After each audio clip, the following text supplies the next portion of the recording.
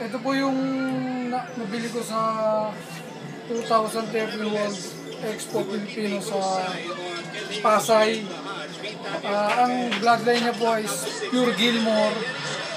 Na ngayon po ginagamit namin bilang isang broadcast na pinaris po namin sa Melsim sweater.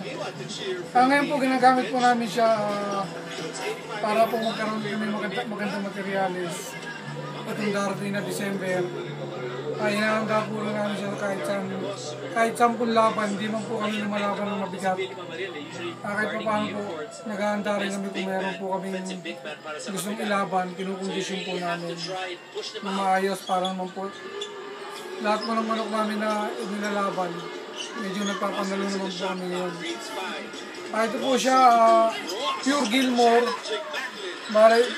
Pinaharis po namin siya ng Melsim sweater. Na nakuha ko rin po sa Expo World 2013. Ito po, ginagamit po siya ng broadcast. At meron po kaming nakuha ang ibang bloodline na pure gray hatch. Meron pa rin po kami ngayon ginagamit na nasa talisahe na binobroadcast po namin sa ibang bloodline. Bali po papakalala po ng trainer po namin sa manok.